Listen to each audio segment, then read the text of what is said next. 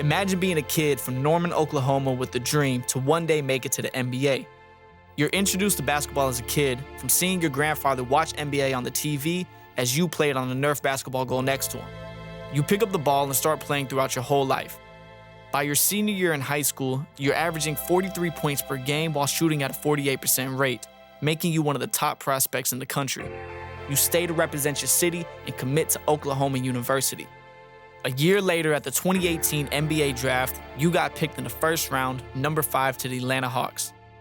7 years later, you're a 3-time NBA All-Star. You're the all-time assist leader for the Atlanta Hawks and spoken of as one of the best point guards in the NBA. My name is VicBlends, and this is DeepCut with Trae Young. Thank you to the sponsor of this episode, Get Joy. Stay tuned for more. Kill it, what up, man? All right. My brother. Damn, that was crazy. That was crazy. You good, though? Bo, bless, right here. Yeah. Welcome to the shop. Different than the crib, man. Nah, yeah, this feels like it should be your crib, for being real. It's not, but we got that vibe. Got the vibe, for sure. All right, how do you like your haircut? Round fade, side, back. The line back in. Yeah. Side. Yeah. Keeping the beard, though. Yeah, and this is crazy because it's the first time I seen you with the beard. Oh, yeah. And when you were at the house last when I cut you, it was just a couple hairs, and I was this close to cutting it. You said, yo, hold on. Yeah. I needed to let it grow out a little bit, bro. It's grown out now. Since the injury. Beard and Trae it's gonna be a new era. It's a new vibe. All right, first question, bro, because I've been dying to ask you this. I ain't seen you in a minute. Uh-huh. Drake and Kendrick, bro. How do you feel, bro? Yeah. How do I feel? Yeah, who got that?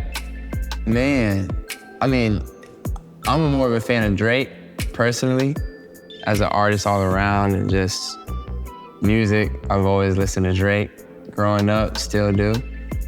But who won the beef?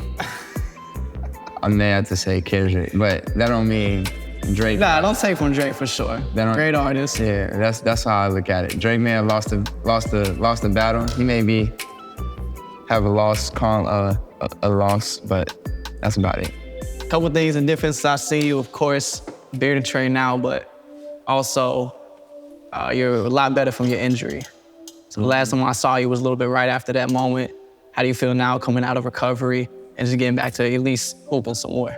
Oh, yeah, I mean, it feels good. I mean, I ain't really played any 5-on-5 action since my hand has been a lot better, been healthier. So, I mean, I'm excited to get back to next season and trying to get back to myself now that I got my hand back and not having to play any games with a brace on it or trying to recover or anything like that, so. In a time like that, when it is your first injury, what did you have to go through mentally and having to just keep confidence up when something like that is happening to your body? I mean, it was my first, like you said, my first injury in the league, but really my first surgery ever. And so that was really the most scary part. I mean, as little of a surgery as it was like, I mean, I had never been through anything. Surgery. You know what I'm saying? So it was like, I mean, it was scary, but it was also like I guess a time I got to sit down for the first time in 6 years. I played in the league for 20-something games and just watch from a different point of view, or you got to learn different. Because you've never missed more than 4 games your whole career. No. So sitting back like that, it was definitely probably a different seat for you to be in. Oh yeah, way different. Like I'm used to playing. I mean, when fans go to Hawks games, you're usually gonna see me on the court. I mean, it's not very often you don't see me playing, so. On the other side of going through an injury like that, what are the positives that you see yourself gonna be able to take from it? I mean, I think positive, you just get to watch the game from a different view. I mean, I've been able to dominate on the court, been able to watch, but there's still so many things I can learn and be better at too. So I think being able to sit on the side and watch it from a different point of view, I was able to learn. There's definitely things I know now, like just from watching. I mean, even if it's something, 1 or 2 things, something little, I definitely learned something new. Were there any guys that were reaching out as far as players, helping you kind of get through a situation like that? Yeah. I mean, so the person who I work with, she's one of the best in the business. She's worked with Chris Paul, and I mean, Chris has had a lot of hand injuries throughout his NBA career and been one of my mentors since high school. So I was able to call him and talk to him, and I mean, he speaks so highly of this lady that I work with. So I've talked to CP, talked to guys like, I mean, she's worked with Steph. Book hit me. He had the same injury. So a few guys that like just really come to mind, and even more people have hit me, obviously, but those three guys for sure. For other players that probably have to go through something similar right now, what advice would you give to them to keep your confidence up, having to go through something like that? As an athlete, as a competitor, like we put so much work into it, and then we get an injury, it's like you feel like it's over. You feel like it's the end of the world. We can't control injuries. We can't control certain things that happen to us. Yeah, that's in God's hands. So I never look at a loss like a loss. It's a lesson. So you just, and even times you get hurt, you can always, you know what I'm saying, like just try to find the bright spots. And that perspective is important, and we can't control the things that happen to us as far as injuries or just any accidents that are out of your hands, but you control your perspective on how you see it, and you never really lose as long as you learn from something. It's all gonna be forward progress.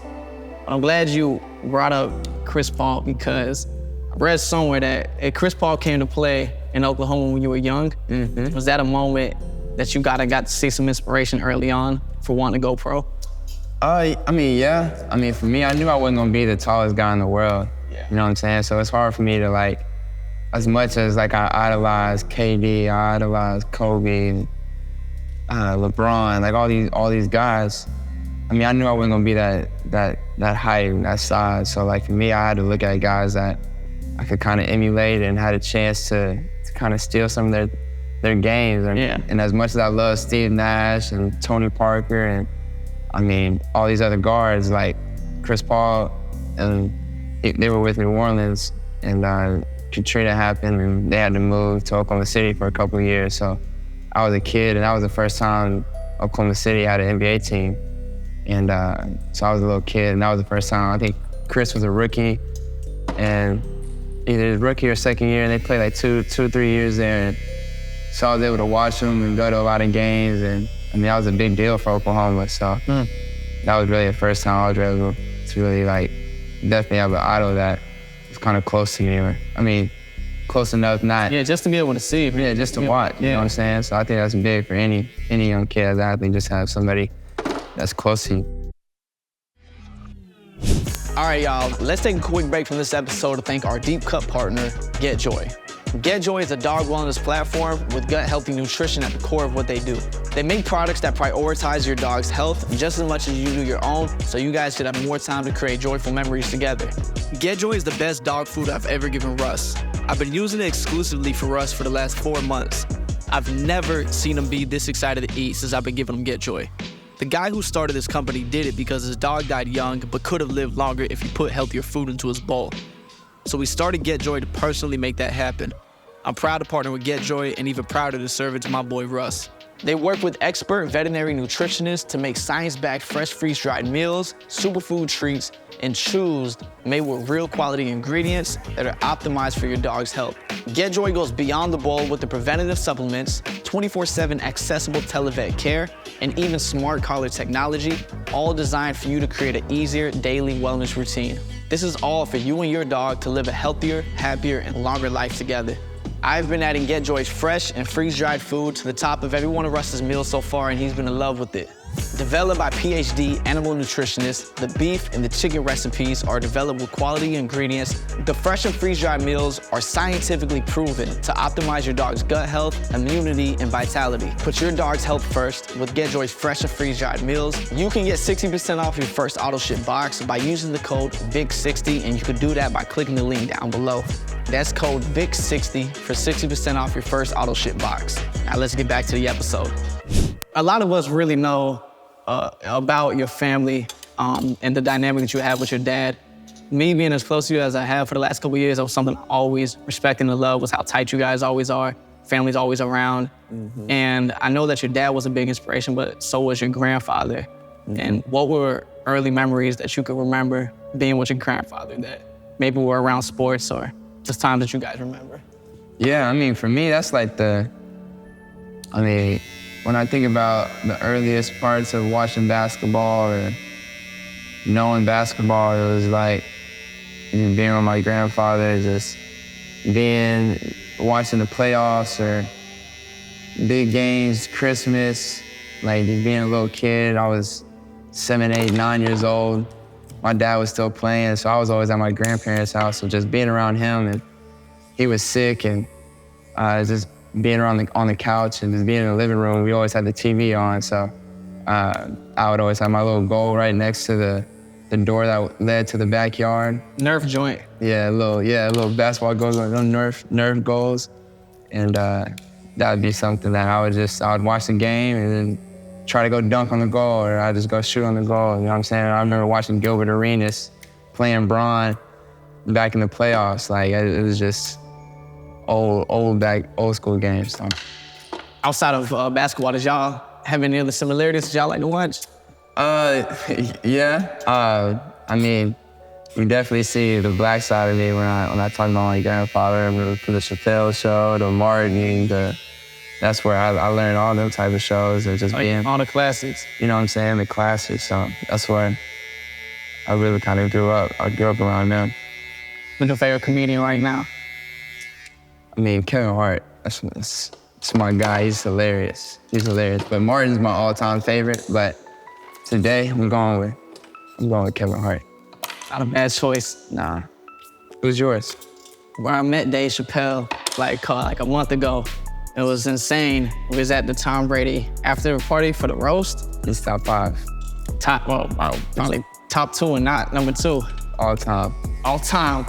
We at the party, and me and Riley was sitting there in the party, and where all you smell is like strong cigarette smoke. Yeah. And it's a non-smoking party. All you smell is like strong cigarette smoke. Shit is stinking. This security dude walks up. He like, man, y'all smoking? We were like, I'm not smoking. I turned back, it's Dave Chappelle. I'm like, oh shit, Dave Chappelle in here like ripping cigarettes in the after party. Only dude, security dude, like, who's smoking? I'm like, you ain't gonna snitch? Hey, bro, nah, I ain't gonna snitch, but good luck trying to tell whoever it is smoking that they not gonna be able to smoke. You ain't finna tell Dave Chappelle that. Definitely ain't telling Dave Chappelle. I go up, show him love, and then later that night we go to the comedy house, like where they do the comedy shows at. Dave Chappelle is like known for walking into like random comedy places, same with Kevin Hart, and they just like working their craft. When I'm walking into that joint, I got a little vibe with me, got the homies with me. Dave Chappelle walking out the bar, I walk in, he see me, and he dapped me up because he seen me early and I showed him some love. He dapped me up, I look back at my friends, I'm like, tight shit, like, I know. You made it. Me and Dave was my dog, like. You done made it, man. And then we got to see him actually do a show for like, that's fine. For like an hour. Just lit, man, smoking and drinking, just like having a good ass time on stage. That's definitely one guy, like, it'd be hilarious just to kick it with. Yeah. It's hilarious. We got a lot of good Atlanta comedians now. We got a lot of good online comedians, bro. Who you think is the funniest right now on the internet? I don't know, man. DC, Desi. Man, there's a lot of Atlanta guys. Drewski going crazy. Drewski is hilarious. He came out here to LA and did a sand workout with me last summer. Oh yeah, I did see that photo. He was just hit me up. He was like, you working out on the sand? And yeah. A couple weeks, he skipped the first week. We didn't want to tell nobody that, but I'm gonna go ahead and let people know. He didn't show up the first week. Drewski lock in, man. You know what I'm saying? But he locked in the second week and was like a champ. And we did the whole workout. At the end of it, bro, you have to go to the top of the hill. It's the same hill. I see you be on that hill. It's like probably every week I see the hill. Yeah, we do it every Saturday morning. But I've been doing this since my pre-draft year. What was the moment that you decided that you were going to be in the NBA and that was going to be a goal for you? Probably my eighth grade year. Like I was an 8th grader and I had the opportunity. I was trying to play.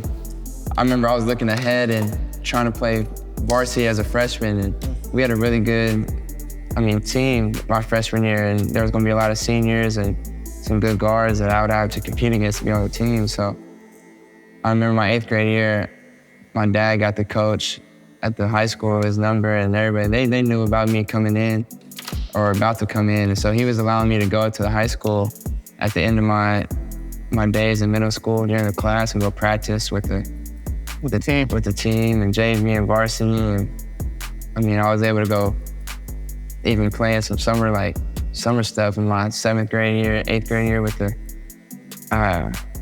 JV team in high school. So I think like around then it was when I started really taking it serious, and then understanding when I got to high school, like it was not gonna be hanging out, partying and things like that. So I kind of had to understand it early. I guess, why did you think you could do it? Like, what with the confidence to say, I want to go? Well, that's a good question. I think a lot of it was from seeing guys. Like that was around the time Steph came around, and around my 7th grade, 8th grade year, he won a championship. And then I saw a smaller guard that could just score. He wasn't dunking, and it was something that I felt like I was really good at, like stuff that I was good at scoring, and I knew I wasn't athletic and things like that, but I was fast. Like I was always faster than a lot of my friends and things like that, but I wasn't jumping higher than them, but I knew I had skill too. So I think it was just from watching certain guys, probably like Steph, seeing him win a championship. What was your first dunk? First dunk? Well, I feel like I've been asking you to dunk in the game since like your rookie year. I've been trying to ask you to dunk in. You and a million other people. That's it. I mean, I can dunk. I've been able to dunk off a lob since probably my senior year, high school, junior year. I can only dunk off a lob though. You know what I'm saying? Like I can only in an NBA, and the NBA is too fast. Ain't enough time for me to throw a lob to myself and just go get it. That's why I would joke about maybe getting it in an All-Star game one year. Maybe somebody being nice enough. You got an in-game dunk yet? Nah, I got a couple of chances. I almost caught somebody in high school. When you were gaining that much notoriety, stepping into high school, was that a lot for you to manage in that young age? I mean, I ain't really getting too much like national notoriety. I mean, social media was just becoming a thing. Like, it wasn't, for me, it wasn't a big deal. Like, I was still going home, going to the Y after school. I was still doing it before school. I mean, my routine never stayed. I mean, never changed all the way up until college. You know what I'm saying? So. Yeah, social media definitely it's such a different thing now for young athletes to have, because it's different with NIL. Now they making money, and you pretty much you get so famous at a young age, and I guess it's just easy to get lost in that. You got rappers pulling up on you at high school games. Man, I mean, I couldn't imagine like what it would be like if I had NIL going through high school, college. Like, for me, I think it's a blessing in disguise I didn't have it. Like, I think having all that, like you said, notoriety, money, people talking about you all the time, I mean, it can bring a lot of distractions too. I mean, it used to be, you didn't get all that type of stuff until you became a pro. You know what I'm saying? That's what being a pro is like. It's not easy having all this type of money, all this type of fame and things like that. So having this type of stuff when you're a 17, 18, 19-year-old, like, you in high school, college. It's like, a lot, bro. It's probably so hard to keep focused when some of that stuff can be happening. You know it's not gonna always be perfect. So there's gonna be some mistakes that those kids have, but I mean, we'll see how long it lasts for real. What would you tell just another young person that's stepping into fame early? You know, and maybe it did pick up for you later on, but just being someone young, navigating that. There's another player that's coming up right now looking up to you. No, for sure. I think every business is different. Like, I would just tell a basketball player, like, do you want sacrifice the short-term money for this long-term money? You know what I'm saying? Like there's a lot of things that you can take now. You can get this money now and take a deal here or there from a school, or go to a school that may not fit you, but they're giving you more money. and you may go there and ruin your career and not end up making the league where, to be honest, we making 10 times the money y'all are making in college. So it's the players that are going to sacrifice the short-term money for the long-term are the ones that are going to make it far. Yeah, choosing college is important, and you were pretty much, you were recruited by any school that you wanted to go to. Why was there a decision to go to OU? I think for me, it was a lot of like a comfortability. You know what I'm saying? Like I could have went and played for Cal. It came down to Kentucky, Kansas, and Oklahoma for me. And earlier in that year, I wasn't ready to commit. And Cal called me and said that there was a guard ready to commit, and he ended up committing and going there. But he asked me if I wanted to commit before he did, and I just said I wasn't ready, and he allowed him to commit, and they were going to still recruit me, but he knew what it was going to be like. So, for me, I chose OU just because of it being a place I've always lived at, and a coach I could trust, and I knew I was going to go into a situation where I could be me. There's a quote that I love that you say, and it's like, some people are scared to do things differently. And I believe even OU might have been a different decision than people would expect you to do. Mm-hmm. Why is it important just to be different and unique? Something I've always seen in your career from you. I think for me, it's a mixture of both. You know what I'm saying? Like, it's okay to steal from a lot of people. You know what I'm saying? Like, and make your own way out of it. You know what I'm saying? I think that's what I mean by like being different. It's not just trying to change the blueprint or change the format from what's been successful before me, but it's taking a little bit from not just one person, but 4, 5, 6 different people and making it my own, and then making it different in that way. You know what I'm saying? And I think it's okay to grab a lot of different things from successful people and whatever you're trying to do and make it your own. I think that's what I mean by being different too. Just like wearing shorts at the NBA draft. Yeah. But that, like, even then, like that year during the finals, I don't know if you remember, but Bron and Draymond and a lot of guys were wearing shorts during the playoffs until the finals. You know what I'm saying? Yeah. And that was a thing, but nobody had ever wore it to the draft. And definitely different, bro. You know what I'm saying? So that's different, but it's also the same in ways, you know what I'm saying, that other people have done it, but I'm gonna do it just a little different. It's such a one-of-one experience that you get to feel, even getting your name called. Just how did it feel? Man, that's the ultimate feeling.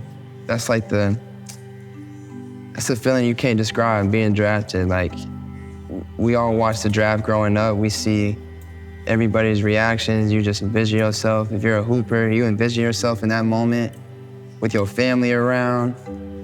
Like, it was a crazy feeling. And I remember I knew I was getting picked on that 5th pick, and after the 3rd pick was made, I was basically waiting for 10 whole minutes, just knowing I was about to get picked, because you got the wait, and then you got the commercial, so. It still couldn't prepare you, or even knowing 10 minutes ahead. Yeah, you can't prepare for it. The commissioner calls your name, and for me, I was praying that during commercial breaks, and those are the moments, like, I think back to my grandpa and just little moments, you know what I'm saying? And you just get emotional, and you just hug your family, and it's a crazy feeling, bro. Going to OU, you were there for a year, and then transition to NBA. How did you know after 1 year that was a decision you wanted to make?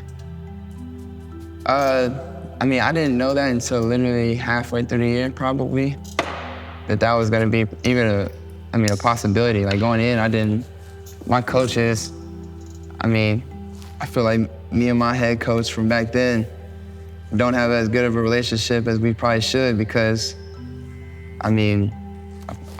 we all thought I was probably gonna be there more than 1 year. And then I popped up on NBA draft boards and in the lottery just after 6, 7 games. And so I think after that is when I really knew I had a chance. And just try to focus on the season and try to get through that. Yeah. Getting to the tournament is probably one of the coolest things I think a college player could experience. It was also probably the first major loss that you had to take at that level. Mm-hmm. What was the loss in the tournament like for you, and what were you able to learn from that? Man, that's the thing, like, the loss in the tournament, it hurt so much, but what I learned from it is that you can't get nothing back. Like, you can't get moments back. As much as I felt that we were a better team, even though they were a higher seed, like, you can't get moments back. And I always think about even that game and a few of the games throughout that season that just turned our season around and made it a different outcome. But I think that's what I learned the most, is this: you can't get certain moments back, and never not take advantage of the moment. You know what I'm saying? It had to be emotional walking off knowing that was probably your last college game. Oh yeah. Well, I was sad. I felt everything. Like, I didn't know if I had to be happy I'm about to be a lottery pick, or be sad, you know what I'm saying? It's my last college game ever, but I only played one game. Mm-hmm. You know what I'm saying? There's so many emotions that you go through, and like, I was mad, like, how we played, you know what I'm saying? Like, how the result ended, like, yeah. There's just so many emotions that you go through, especially in that moment. To be honest, I don't remember one single thing. I remember just feeling everything. What was the welcome to the NBA moment that you felt? Man, for me, I think first playing against all my idols. Who was the one that was like, because a lot of people say LeBron, a lot of people say KD, but who was the one matchup you were looking forward to the most? Man, I don't think it's just one matchup, bro. Like, I think it was coming home and playing in the Thunder Arena after going there, having season tickets for, you know what I'm saying, 10 plus years. I mean, since the Thunder were there, like, I think coming home and then having to look across the court, I'm starting, and I'm looking across on the other end, and it's Russ. You know what I'm saying? Like, that's my guy who gave me some tips in high school. His brother, Raynard, was like a big bro to me when I was in high school and in college, and always made sure I was straight. So I think for me, probably playing Russ and coming back home was my welcome to the NBA moment. Yeah, I guess another thing that's so important that I've noticed on the journey is the company that you keep. And I've seen the same guys around you since I met you, and they've been the same guys as with you since high school, pretty much in college. How important was it that you kept good people around you throughout that journey? It's very important. Because like I was just mentioning guys like Russ and guys like KD who, I looked up and I was going to Thunder games and I'm seeing their best friends since high school, college, his brother. Guys that are close to them, they're keeping them around and trying to help them.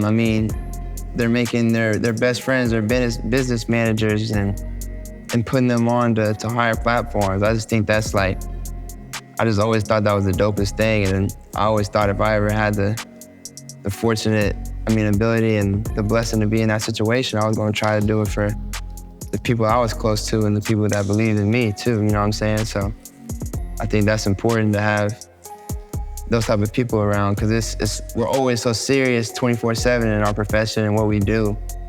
It's good to have those few people that... Yeah, they keep you. You know what I'm saying? You gotta come home. They keep you grounded, they keep you planted, and they remind you, that you come home, it's just you. It's just you and the homies. Yeah, you know how it is. So I think that's the best part about it. So I ain't never gonna change that part.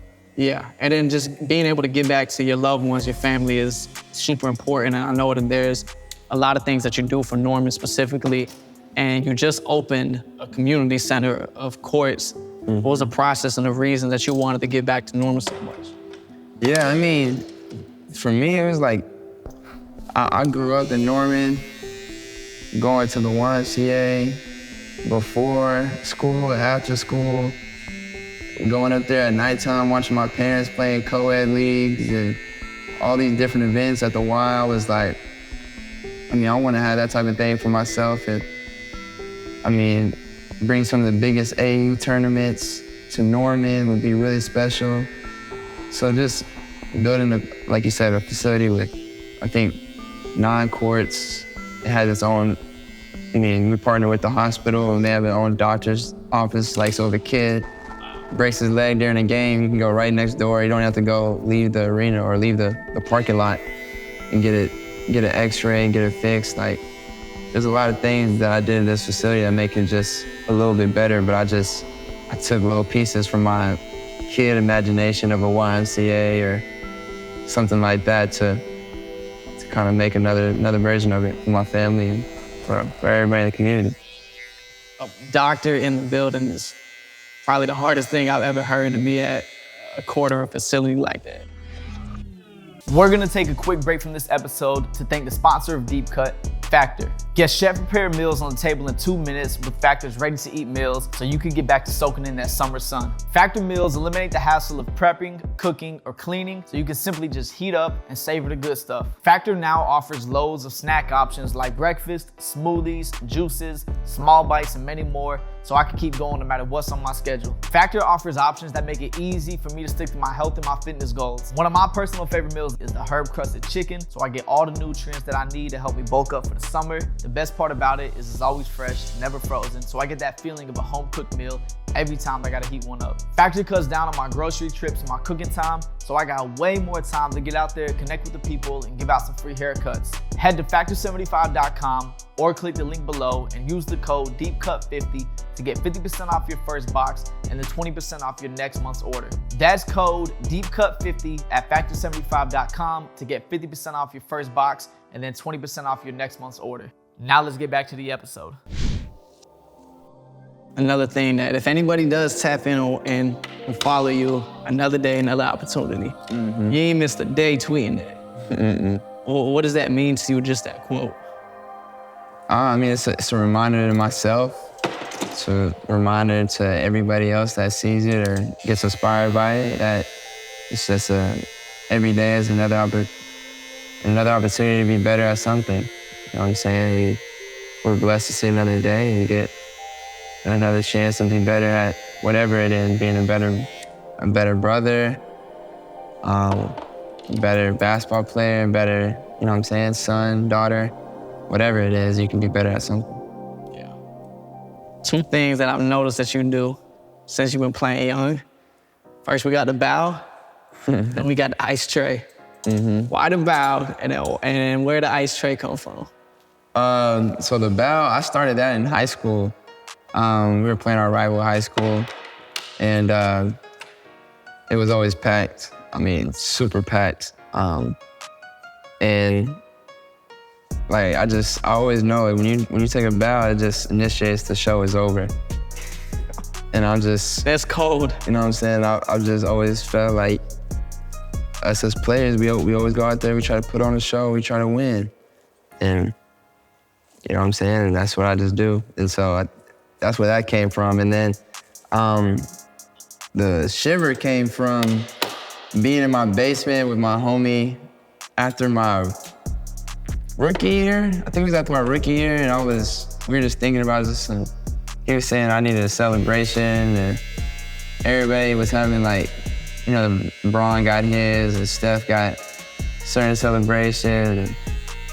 And you gotta get a Said I had to have one. He said it's something cold, like, just act like you're shivering, just do that. And then I forgot what game I did it. I brought it out, but I hit a 3 or I hit a game winner and just did it, and it just kind of stuck, and they kind of rolled from there.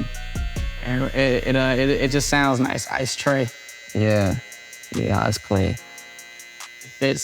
You got your first signature shoe, and on the box it says, "Always remember when they doubted you." From watching your career, it was always doubt. There was always people talking about either your physical skill or how you might not translate to the league. Why did you choose to put that on your first box, your first shit? Oh, yeah. So, I mean, everything I do is, mean, as much as I'm trying to remind people, like I'm still trying to remind myself everything too. You know what I'm saying? You try to give yourself daily reminders, and so I think that was something that meant something to me, because even in being with Adidas, you know what I'm saying? People don't, they may not even understand. Like, I was at Adidas All-American camp, McDonald's All-American camp, and I mean, there were some higher level guards that got treated better than I did back then, you know what I'm saying? And now I got a shoe with Adidas. Real, man. So it's kind of also a little bit, you know what I'm saying, back towards them too, you know what I'm saying? I don't think that's not a diss towards Adidas, it's just part of it, that's just who I am. I'm just always had that motto, and I just want to give that type of, inspiration to the kids too, that with that shoe on. Like, I'm just a 6'1", 6'2" kid from Roman, Oklahoma that, a lot of people didn't believe in, so, and I got these, so it's kind of the inspiration. When, with the doubt and just the negativity that might come from you rising as a player, how do you find balance between letting it motivate you and then letting it get to you? I've gotten a lot better at just staying mellow, you know what I'm saying? Not letting it get to me and not letting it affect me, but also using some of it as motivation, you know what I'm saying? I don't think it's ever bad to use certain things that some people say or anything like that as motivation. Mm-hmm. I think it is sometimes can affect you if you let it, get to you too much. Like, I don't let certain things that people who don't know basketball or people who just talk basketball for a living get to me, you know what I'm saying? Like you have to have more substance. I don't have to say you have to have more game than me, or just, like, you have to have some more reason. You have to have a resume behind you. You gotta be credible for what your word is. For you to affect me, you know what I'm saying? Or for you, whatever you say to kind of affect me or move me some type of way, you know what I'm saying? Whether it's good or bad. Like, if it ain't that, like, I can take it and leave it. On the motivation front, like, I've listened about Kobe's talking about a shark attacking a seal on his mentality to guard Allen Iverson. Joe Mazzulla making Jason Tatum and the whole team watch professional soccer and how they would attack goals to find motivation. Where are there some outside unorthodox places that you find motivation that has nothing to do with basketball? That's a great question. My kids, you know what I'm saying? Now I got kids, like, that's my motivation now. It's like, that's my new motivation. Like, before that, like, I would always have to have sayings. Like, I would listen to, you know what I'm saying, Eric Thomas, or I'd listen to Kobe. Like, I'll never forget the story Kobe told all of us at one camp. He came in, flew in on his helicopter, landed, we all were just sitting down at half court. He walked in and the moral of the story was, us lions, we need sheep to hunt, you know what I'm saying? And there's place for y'all sheep out here. And he was looking at every kid in there and it's just basically like, us lions, we get each other. Like, we understand each other, and it's okay, there's some sheep in here that we attack and we gonna see. And he was just saying or gazelles, and it was like, ever since then, that's kind of like been part of my mentality. It's like, every game I step on the court, I feel like I'm the best player, or I'm one of, and I belong, or I need to dominate, you know what I'm saying? So I think listening to certain guys like him really gave me inspiration and motivation. But my kids are my motivation now. If Kobe called me a gazelle or a sheep when I was a kid, bro, I probably never forget that shit for the rest of my life, bro. That's a harsh, bro. Thinking to myself, I'd be damned if I'm a gazelle. Yeah. I'd be damned if I'm a gazelle, bro. Or how is fatherhood just been? Man, it's the best thing, bro. Like, you wake up, you get to see your kids. For me, now I understand when players talk about the sacrifice that being in the NBA comes. that it has on your kids, like that you have to have. But like every morning when I wake up, like I see them, put them down. Like you see yourself in them. They smile every time you see them. Like it's nothing that happened to you throughout the day that can make them hate you or love you. It's unconditional. You know what I'm saying? Every time they see you. They love you every time they see you. So it's the best feeling in the world having my 2 kids. This is another quote from Kobe, but confidence comes from preparation. So when the game's on the line, I'm not gonna ask myself to do anything that I haven't done 1,000 times. Preparation for the game, for you, how are you always ready for the moment? I mean, that quote, that's the reason. That's the reason why I'm ready. You know what I'm saying? I play ones with my friends in the summertime. You know what I'm saying? I try a lot of different moves. I try different things. As much as they may think it's just games or fun, like that type of stuff really like it helps. Like it helps in short clock situations when I'm just ISO'd on a guard or anybody or anything, and I had to pull something out of my bag or I had to pull something out the trick. Like little moments that that you prepare for are definitely the reasons why you succeed. So a lot of players play for a lot of different reasons. Some is money, some is notoriety, and some it is championship. But why are you playing? Yeah, it's for my legacy, man. It's for my last name, for my family. Being the first to do what I've done in my family, I take pride in it. I know I set the bar, so I'm just trying to raise the bar as high as I can raise it for the next one to come up. All that other stuff gonna take care of itself. I wrapped up the cut. I got some quick questions for you. It's called Quick Cuts, presented by GetJoy. Let's start with you at a point, excluding current players or former. Who are 4 other players you're trying to ride with to the championship? Man, okay, former. My 2 guard is Kobe, for sure. My 3, I'm going LeBron. Solid. My 4, I'm going 4, I'm going KD, and then my 5, I'm probably gonna put You gotta go Shaq, so. I'm gonna go Shaq. Yeah. Got to go Shaq. Most underrated player in the NBA, and these day flowers. Most underrated player, I think Drew Holiday. I mean, everybody shows him love though, but Yeah, going crazy right now. he's not underrated no more. We gotta stop that. Yeah. It's not no more. Toughest defender in the league. Someone you hate going against. Probably, I'll probably have to give it to Jaden McDaniels out of Minnesota. He's a good defender. All right. Top 3 candies. Sours, they were Mike and Ike sours. Airhead Extremes, and then I'm gonna go cookies and cream and Hershey bars. Big candy guy. Real big candy guy. For sure.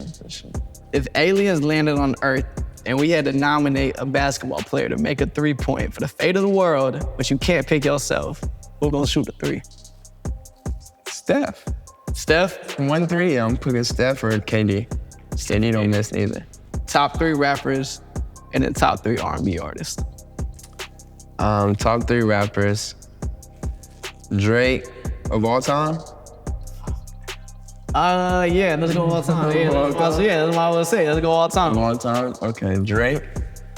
Jay-Z. Jay-Z is 1. Jay-Z's your guy though. I do. You play a lot of hoes. You see what I'm saying? Jay-Z's 1, Drake 2, and then I'm gonna go Wayne 3, and then my R&B artists. I'm a big Ralph Tresvant. So New Edition together, that's 1. R&B, man, I love R&B. I know you want to put your boy in there, man. My boy, he talking about Jacquees. I know you want to put your boy in there, bro. It's my boy. I'm gonna put Jacquees, King R&B in there, and I'm gonna put Chris Brown. Respect, solid 3, bro. Which animal would make the best NBA player? Which animal would make? I feel like God. I'm gonna go with Kobe, a lion. Yeah. Bro, I thought a gorilla would be crazy. Like, bro, a gorilla would be crazy. That'd be like unstoppable. Someone tried to debate me earlier and said a grizzly bear would have been harder, but a gorilla is way more athletic. If you could swap lives with one NBA player, past or present, for one day, who you gonna swap with? I ain't swapping with nobody but myself, but Kobe. But I gotta see what LeBron doing every day. Like, I gotta see, I just wanna see like who be calling his phone, or I gotta see what he be talking about like every day. I gotta see Brown for a day. Stranded on an island, one teammate that would be with you to survive, who you taking? Probably my boy CC Clit or Bogdanovich. Those are my two brothers. One of them. All right, last question. Who is best in the house at shuffleboard? Not you. Just be honest. Like, I know you ain't bringing yourself into the equation. So it's me and everybody else. It's probably me. why would you put me, bro? First of all, we teammates. When we do play. No, bro, not the last time. We are teammates. We are teammates for the most part. You be talking trash with your teammates. Not you. You cannot read a sand. Hey, you're the only teammate I will say though that you carried on the shuffleboard when I'm not. Bro, I know, bro. So it's probably like me at 1. It's probably you at 2. That's where you don't got it right. And then anything after that really don't matter. But well, bro, thank you. My dog, you already know. Appreciate you, man. It's all love, man. Let me get this off you and get you this mirror. Appreciate it.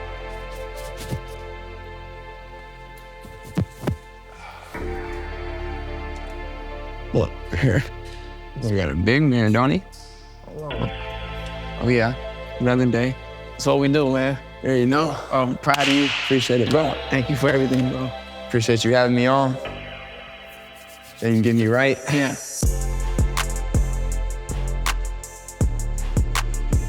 What's up, y'all? Straight here, y'all see. Just got one in. Yeah. It's coming soon. See y'all soon.